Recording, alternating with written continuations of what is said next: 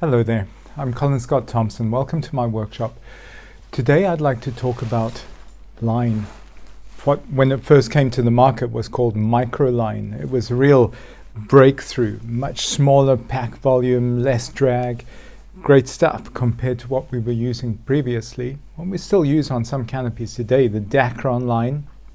But after Dacron came a Kevlar, an Aramide type line, which we thought was great, but didn't really have much life out of it.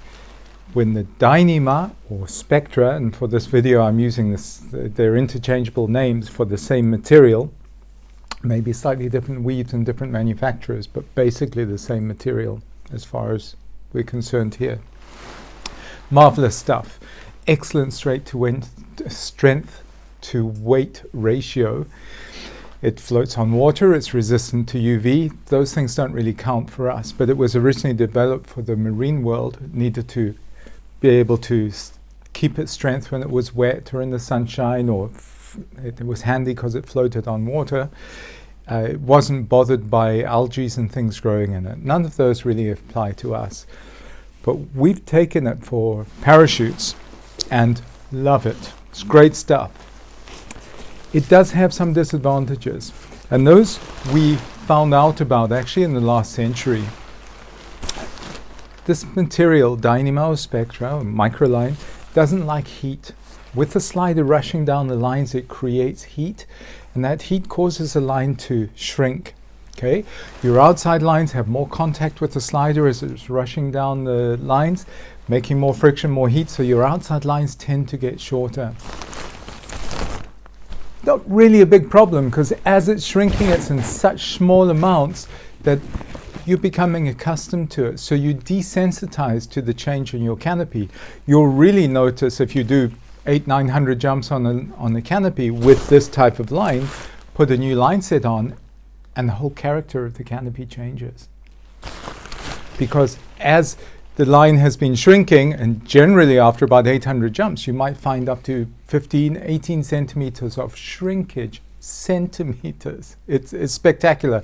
Of course, depending on the size of the canopy, if we're talking a 210 square foot canopy, it can cope with that sort of shrinkage. We're talking a 100 square foot canopy, you're going to have issues way earlier than 800 jumps. In the olden days, when we started using this in the last century, the end of the last century, we didn't realize the shrinkage was happening. A lot of people said the line was stretching because they noticed a difference. If you were packing, you would notice your A lines in the central area, and for the purpose of this video, I'm referring to the center cell line as 1, 2, 3, 4, 5. Other manufacturers will go 1, 2, 3, 4, 5. Others will go 1, 2, 3, 4, 5, 6, 7, 8, 9, 10. So there's no real industry standard, but to make things easier in this video, we're going to assume that the center line is number 1. A line on the leading edge of your canopy, A1, A2, A3, A4, A5, if you have a 9 cell. It has a B line spliced into it generally. Okay, the A line will run from your riser connector link to the canopy, and then at a chosen point it will have another line attached to it to make it the B line. The B line on most canopies, on B number 5 or B number 4 if it's a 7 cell, will be attached to a stabilizer. The stabilizer in this case has 2 hard points on it. Those are basically penny washers or aluminium discs. They're there to stop the slider grommet from going any further. Now on some canopies, as this A line shrank faster than the B line, you would find the slider grommet would pull through and start interfering with the deployment. One of the manufacturers that saw that happening had a very clever idea. They just moved the attachment point for the slider stop to the bottom skin of the A line. Okay, the bottom cell next to the A line attachment point, and they actually started the stabilizer at the B line and ran out to the C. So as that A line on the tips, they both shrunk, it would take the slider with it. Very clever idea. Not all manufacturers use that technique. We still continue to have the slider stops on a lot of canopies on the B line, on the stabilizer. What does that bring us? Well, first time I saw it on a newer version canopy, the Katana, it arrived with this lovely white line that we were so happy with, but knew that it was shrinking. I had a customer arrive and we assembled the equipment. She was very happy with her new canopy and off she went to jump, and she was doing in the vicinity of 800 jumps per year. So I wasn't going to see her equipment again for quite a number of jumps. She probably had 3,000 jumps at the time. Don't quote me on that, but she was an experienced jumper. She had her first malfunction after thousands of jumps with this canopy. It just didn't want to open, misbehaved.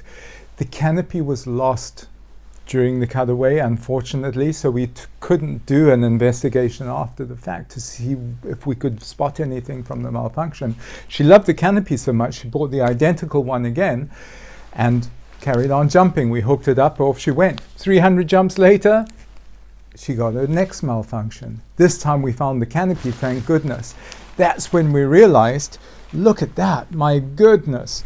The lines were shrinking spectacularly. We were getting about this much coming through the grommet. Nobody had noticed while packing, and it hadn't been into my workshop so I could do an inspection on it until it came back from the malfunction. Goodness gracious me.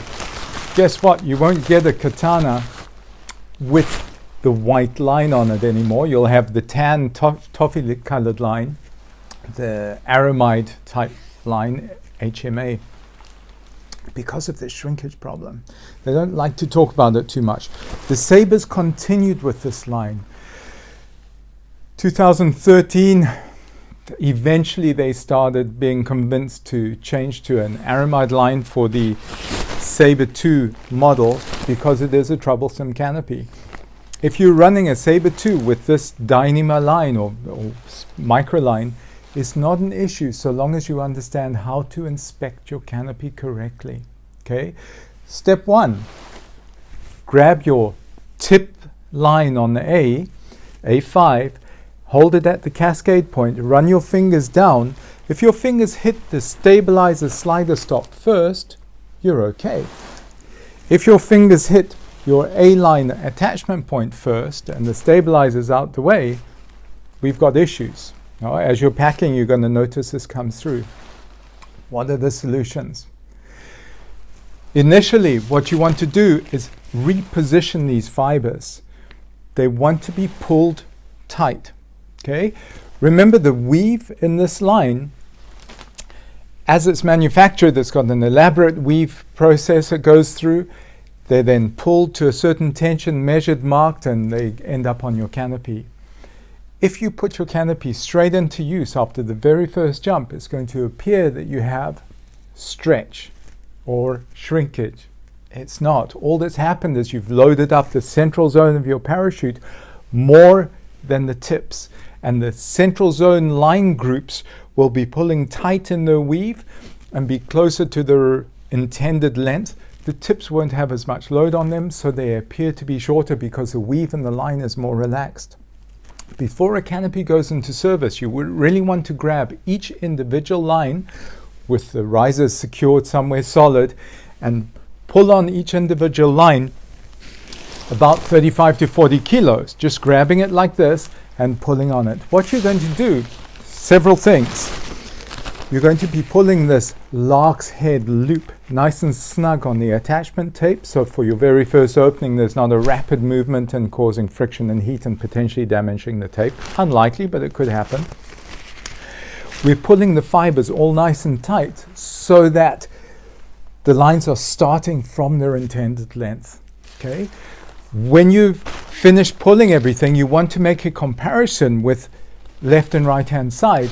Not all lines are going to be identical lengths. Like not all the A lines are identical, not all the B lines are identical to themselves. You'll notice a slight change in the shape of the wing depending on the model. But at least you want to see some continuity and the symmetry. Occasionally you will find a wayward line. Maybe you missed it on the pulling, so try pulling it again. But sometimes, as you'll see in some of my insert videos, sometimes the manufacturers are having a bad day and it slips through the quality control and ends up out there in the world. I've had up to 45 millimeters of discrepancy on a set of A lines on a reserve. It's a little unfortunate, okay? When you're pulling your lines nice and tight, after doing your first jump, you won't see any change, okay? As you get to about jump number 80 or 100, you might start noticing a change. Now, two things are happening there. The friction from the slider during those 80 to 100 jumps is causing your outer perimeter line groups to be shrinking, thanks to the friction and heat. And the other thing that's happening, each time you're packing, you're folding the line groups to stow them into the rubber bands. 8-10 times you're folding those lines, so the weave on the outside of the curve is being opened up. As you go through an opening, the central group of lines takes most of the oomph, so they pull taut and stay closer to their intended length. The tip lines are more relaxed. They don't have the same load on them, so the line length is not close to the original intended length. It will appear shorter. It is shorter, but you can recover that by hooking your risers up to a strong point again and pulling on each individual line. You'll notice in some of the following videos how that increase in length will be 3-4 centimeters in some cases. On the outer lines, the central lines, maybe it's 3-4 millimeters. Okay, because during the opening, that's where most of the force is being felt.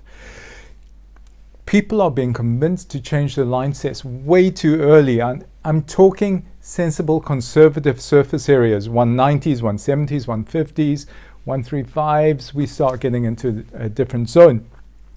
But if you understand how to inspect your canopy and to tweak your line set, just treat it the way it's meant to be treated and maintain it in shape, you'll get more jumps out of your canopy and it will behave itself better. On average, 150s, 170 size canopies, once you're getting to about 400-500 jumps, you're going to take further action, okay? Remember the A-lines as they're shrinking and then we start getting a shape like this on the line groups. You don't notice it too much, but the tail is also getting shrinkage. And if the tail is pulled down, if you've got A, B, C, D, and your control lines or your steering lines, your brake lines, pulling down, getting deeper and deeper in brakes during the opening, it's going to cause your canopy to be very close to the stall during the deployment.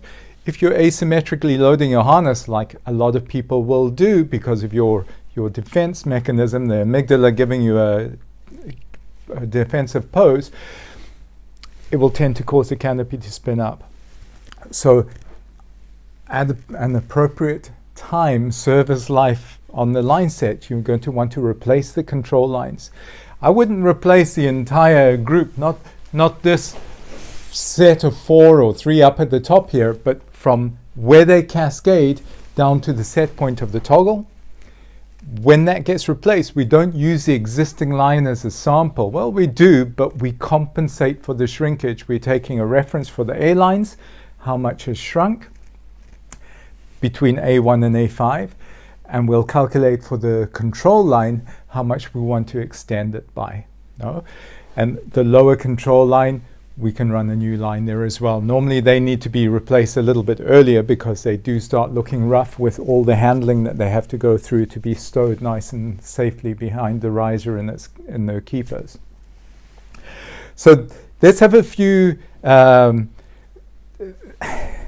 looks at some of these videos that I've made previously just to see how this happens on the reserves and on the mains, preparing them for first jump.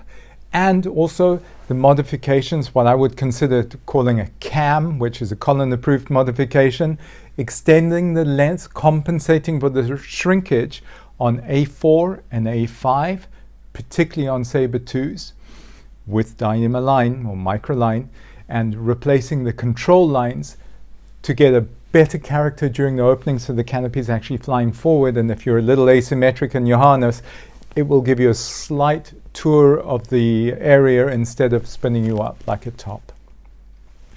So here we go. This is a canopy with Dyneema lines, Sabre 2, so 170. When it was brand new, all the A lines were the same length. This, I don't know how many jumps it has on. It's just arrived in my workshop, but you can see they're obviously not all the same length at the moment. I've just measured this from A1 center A line to A5 out there on the tip. I've got 130 millimeters. From A1 to A5 I've got 52 millimeters. The more critical measurement is the distance between the edge of the stabilizer on the B-line attachment point and A5. If this measurement is less than 22 millimeters, we have an issue. Okay, so right now I've got a distance of 0. The slider stops the slider grommet from going any further up than that position, which stops the fabric from the canopy being choked inside the grommet. The A-line starts life off somewhere around here on the new line set. After multiple jumps, this one I'm guessing is at about the 400 jump mark, we have an unsuitable situation. Okay, what's happening? During the opening, the slider's rushing down the lines, creating friction and heat. That heat causes the line to shrink with Dyneema particularly. Another thing that's happening is every time you pack, as you fold these lines 10 or 12 times, the fold of the line opens up the weave in that corner when you're putting the elastic around it, the rubber band. And when you go through the opening, the central zone of the parachute takes most of the hit. Most of the energy is felt in the central zone. So the fibers in the weave are kept at their original length or pulled tight, and they stay closer to their original length. They're still shrinking, of course, from the contact with the slider grommet. But the tips, the outside lines, don't have as much load on them, so the weave is more relaxed. So watch what happens when I put about 35 to 40 kilos of pull on this A5 and see what happens. At the moment, as I said previously, we've got 130 millimeters difference from the gray stitch to the gray stitch. And now I'm going to take this A5 and give it a pull. Okay, I'm pulling about 35 kilos. And we go back to see the difference. A1, A2, A3, A4, A5. Now we've gone from 130 to 75. If I do the same with A1, we should be back to 130 if everything is equal. But actually, the person who's been using this canopy, when they go through an opening, that's basically what they're doing to the center line. So the center line, the A1, is going to extend by maybe 5 millimeters. And there we go. We've gone 85 millimeters. I'll just write that down. 85. And then if I short sharp shocks work kind of just as well.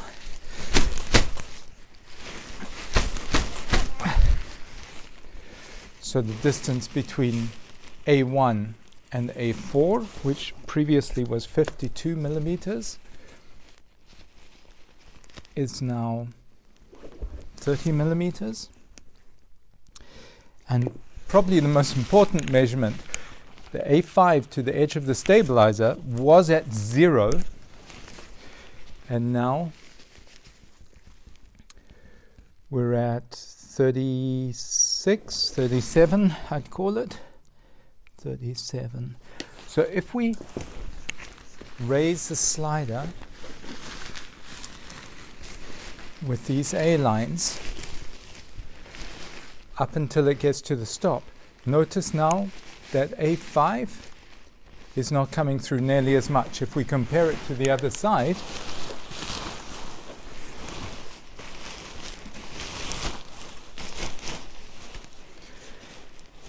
there's a significant difference. Because this line set has quite a number of jumps, this change that has happened just purely by what I would call resetting or loading the lines isn't sufficient for my liking. Okay, so what I'm going to do is modify the A4 and A5 length. I'll be removing this stitch and that stitch on number 4 and number 5 line, and inside that line that's finger trapped inside, I'm going to be retrieving some of it and repositioning 4 and 5 further down, approximately 30 millimeters. We'll see what we get, but you'll see the difference. That at the same time I'll be replacing the control lines to have the tail of the canopy closer to the preferred setting for the deployment. If you have the brakes, because of course if we've got this much shrinkage on the A lines, you can imagine the control lines, the steering lines, the brake lines, that's a significant amount. If the brakes are 130 millimeters deeper than the factory wanted them to be, the canopy is opening closer to the stall. And if you had a high wing loading on the canopy and the canopy is close to the stall during opening and you have a bit of asymmetry in your harness, it will tend to spin you up. So we want the canopy flying forward, and this deeper brake setting on a lot of canopies tends to give it a lot more snivelly opening, which gives you more time to get into trouble. So let's see what it looks like after I've unstitched these lines and repositioned them. So here it is. The A4 and A5 have been modified on this side of the canopy. 1, 2, 3 are untouched except for loading them up, so they stay close to the original length. A5 is not as short as it should be from the factory, but it's significantly shorter than it, or is closer to the A's than it used to be. When I say shorter, I mean longer. A1, A2, A3, A4, difference is almost zero. And then the difference between A1 and A5, we started out this inspection where it was 130 millimeters, then it went to 85 millimeters after loading it, and now the distance is 50 millimeters. The more important measurement is the distance between A5 and the edge of the stabilizer slider stop on the B line. We're now sitting at 70 millimeters. It started with 0, so the slider grommet could come through. Then it went to 30 after just purely loading up the line with 35-40 kilos. And now after this cam, the line is sitting 70 millimeters from the edge. So we're out of the problem area. That A line, A5, is not going to be pulling through that grommet in the near future. Not like the other side is right now. Okay, so I'm going to go ahead and modify the other side, stitch the lines as well, although incidentally they don't actually require stitching with this particular type of finger trapping, but I do it anyway. Call me old-fashioned. I'll be replacing the control lines, not the 4 cascades at the top, but what I call the central control line and the lower control line, compensating for the shrinkage that's in there so that we have the tail a bit further up. It's not quite so deeply pulled down for the deployment, and it should change the character of the canopy, get it back to closer to where it was when it came out the factory. Let's do that. So a little bit more detail of the extension of A4 and A5. Re-finger trapping the suspension line with a different technique. I first saw this with Parachute de France and the Ninja canopy and thought, what a brilliant idea. I think I'll borrow that. And it's come in very useful with the Sabre 2s in particular. So I'll go past the original entry point and back to the second mark. Come back on the line itself, pull that through, and I need to pull this quite tight, cinch it down, and then using my fingernail I tighten up that weave. Now retighten it onto the attachment point, and there we have it. an attachment with no need for stitching, although I do stitch it when it's a suspension line. I use the same technique on the pilot chute center lines. Works great. I don't do any stitching on the pilot chute center lines. But if you're doing an experiment in line trimming, you could always just do that and jump it. You don't let it out in the wild with some poor unsuspecting customer who doesn't understand. It will freak them out if they notice. But by using this technique, you can extend the length in those A4 and A5 on the Sabre 2 and get more life out of the canopy line set.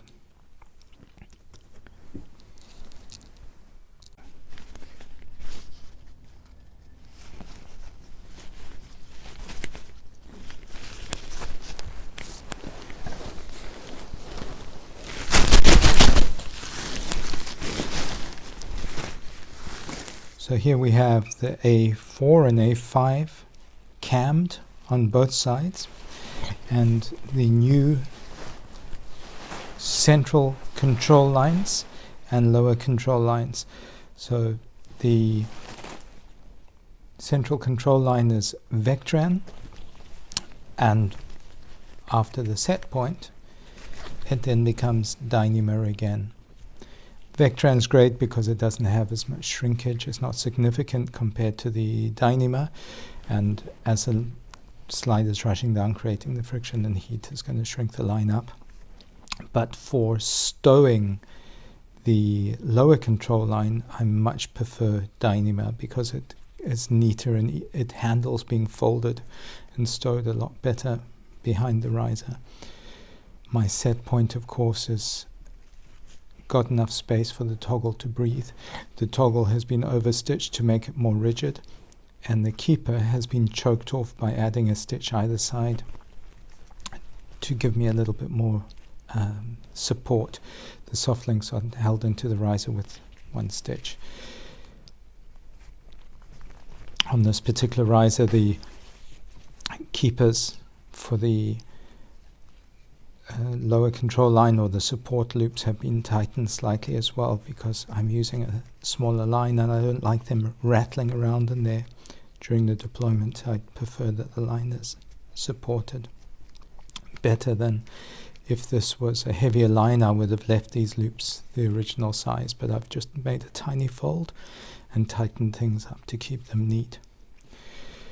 But these lower control lines have been extended compared to the sample that was on the canopy to compensate for the shrinkage, and we'll look at that difference now. Now for the control lines, I take my reference from the central A line, so it's A1, compared to the most inboard control line, A5. When the brakes are set, it was at 170 millimeters, so somewhere around there, and at maximum it was at 600. Okay, and I've added 120 millimeters to the lower control, to the central control line, to get me a little bit closer to the factory settings. So I've gone from 170 to 290 with the brakes set, and with full drive I've gone from 600 millimeters to 750. Now, I've used my cheat notes, which are records of doing line set replacements in the past on the Sabre 170 similar canopies. And here you can see this canopy was reported to have more than 500 jumps on it. The difference between A1 and A5 was at 140 millimeters. And the blue writing is the before the line set was removed, and the green writing is after the line set is fitted. So I've taken this back not to factory settings because it's not possible, and let's remember all of the lines have actually been shrinking a little, but by doing this change, instead of replacing a line set, in my opinion, way too early at the 400 jump mark for a 170 Sabre, you are capable of getting 900 jumps out of this line set when you pack correctly, use proper rubber bands, double them up, preferably use an F111 pilot chute, deploy at sensible velocities, not in a vertical position, Nice soft openings will help you have line sets lasting longer as well, okay, with a canopy like this. So here's a little double check to see how my control lines are, if they're too long, too short. Can't really have them too long. You can always use the technique where you put the control line under your foot and then pull it back into your chest. If I pick up the tail of the canopy, my control lines are not all the same length on this canopy, so I'll choose one of the shorter control lines in the group that is attached to a loaded rib. That's a rib that has suspension lines on it. I find my C line with my foot and I pull tension on the C line, and here we can see the C to D bottom skin seam. There's a straight line going up to the D line, and then from the D line to the control line, the angle back away. If I make the control line too short, there's a straight line going from the C to the control line, and notice now the D line is not loaded. That would indicate my control lines are too short. There I have a control line that's an appropriate length, and they'll start creeping back again. So approximately every 80 jumps, you want to get this attached to somewhere strong and give it a good pull, 35, 40 kilos of pulling, and you'll find the tip lines will extend in length by approximately 30 millimeters, and the center line, the A1s, A2s, A3s will only extend by a couple of millimeters. But if you remember what this looked like previously with the differential from A1 to A5 of 130 millimeters, it's significantly different now. And of course, most importantly, it's out of the way of getting choked in the slider grommet. So what I'm up to in this video here is I've got different types of line: nylon, Dacron, MicroLine in two different sizes, some Vectran and HMA, and it's about 6.70 meters length, tied down on a strong point at one end, and I load them up, and you can notice how some of the fibers are shifting a little bit, and the increase in length from when it comes off the roll to when it's loaded is not significant compared to others. Okay, the Spectras or the MicroLine really extend in length, so it just shows the importance of, if you're putting a new center line in your kill line or manufacturing a brand new one from start, preload your line before you put it into your kill line, and you know that the measurement is going to be right. You can imagine not doing that in the very first deployment you have. That center line is put through a short, sharp shock. It goes to its intended length with the fibers tight, and people will say your pilot chute's open or it's spinning up behind you. Frequently that's because the line was not preloaded before it was measured up. Hopefully now you know a little bit more about line and the different characters. You possibly realize that the Dacron is a very shock absorbing quality of line. It's got this it passes the energy over a longer period of time, so the forces going through you and your equipment is not quite so spiky. When we shifted to the MicroLines, we were so excited by it because it was smaller and you could fly faster. It packed smaller, which of course is a really important thing. It was super strong and resistant to wear, but it didn't have any of the shock absorbing quality. And back in the early 90s, as canopies were moving on to zero porosity and the MicroLine combination, without us understanding the real proper way to pack, in other words, using proper rubber bands and wrapping them around twice, our pilot chutes were bigger diameter as well. That spike that was being put from the canopy straight through into us via our Type 17 1-inch mini risers, we would have them start failing, and there were a number of incidents with risers failing. Had those canopies been on Dacron lines, I'm sure we wouldn't have seen quite the same failure rate. It's not a reason to go away from the MicroLine. It's a reason to pack properly, use an appropriate sized pilot chute diameter, preferably F1 and 11 and not zero porosity. But you also see the importance of keeping in control of your monitoring your line lengths. Don't just go throwing a brand new line set on the canopy that really doesn't need it yet. We're talking the conservative size canopies, not these Formula One type race machines. Of course, that's a completely different animal. That's it for this video. If you've got this far, you deserve a medal.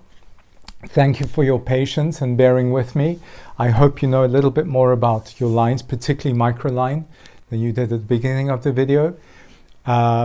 Next videos are going to be talking a bit about Vectran, some Dacron, and actually I'd like to cover the line attachment points, those tapes that are attached to the canopy, and why some of them are built a certain way and others are different. If you found any use in this video, you found it of value, please consider giving it a thumbs up. If you thought it was rubbish and you're still awake, maybe hit that thumbs down button twice. Consider subscribing, and I hope in the not too distant future I have that next video coming out. If you haven't seen any of my previous ones on connector links and one or two others you might find interesting, please look them up. Wish you all the best. Happy landings.